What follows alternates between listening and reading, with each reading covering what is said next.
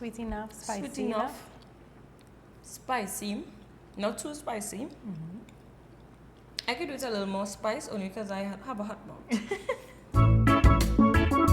Hello my foodies and welcome to How To Foodie Nation. I am Natalie and we are here with the lovely Arlene, and today we'll be making red mango.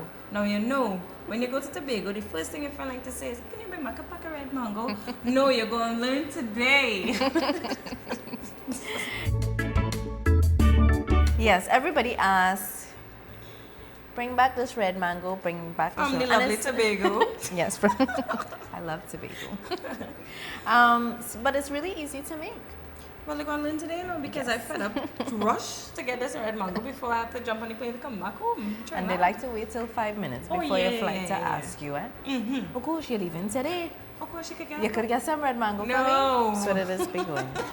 All the time, every time. No. So we have some what we call full mango. Okay. Right? Yeah. We can't use ripe. Okay. And we are going to, what they say, I actually learned to do this from my dad. So he said boil out the sour. Boil out the sour. Right? So mango in this state tends to be very sour because it's kind of green. So you don't want, because we're making like a pepper sweet mango, you want to take away some of the sourness. Okay. So to do that, we're going to boil it for about a half an hour in some salt and some sugar, if you will, please. Sounds like last time I said fry up the jira. Boil out the sour. Yes. So we're boiling out this sour. So you just boil this for about a half an hour, and then you strain this, and then we start the sweet and pepper and color process. Okay. All right? Yes. Seems pretty easy. Okay. So we boil out the sour. Yes, we boil out the sour. So now, simple. We just add all the ingredients here and let this cook down. Okay. Right? So we're just gonna go with some water. Sugar. So I'm going to add my sugar a little bit here, and then as needed, I will Continue to put. continue to add. This is bay leaf, cinnamon stick, and 2 cloves. Okay. Just 2, no more. That's very important. Me, I was emptying half the pack. A little essence and bitters. Hot pepper. With the seeds, without the seeds, it's up to you how spicy you want your mango. You could make that personal choice. Right. And of course, our red food coloring. Okay. Right. And you're going to let this simmer low and slow. Right. It has to come down to a nice thick consistency. Right. Right. So you want to mix everything up evenly. And of course, this is like a pepper sweet.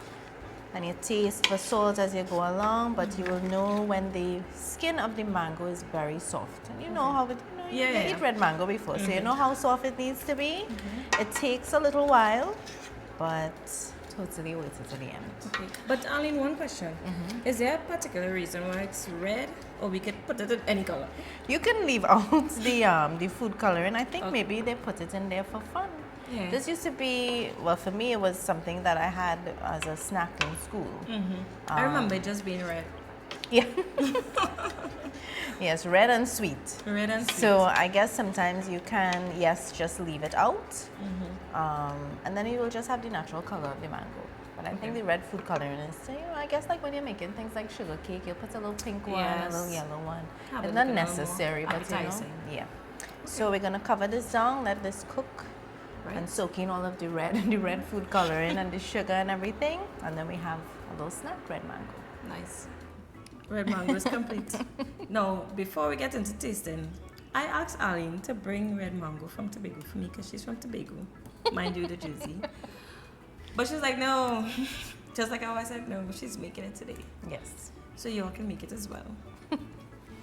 Right. So let's see how it compares to the traditional one that everybody does ask for when they know somebody in Tobago. I will let you have first go and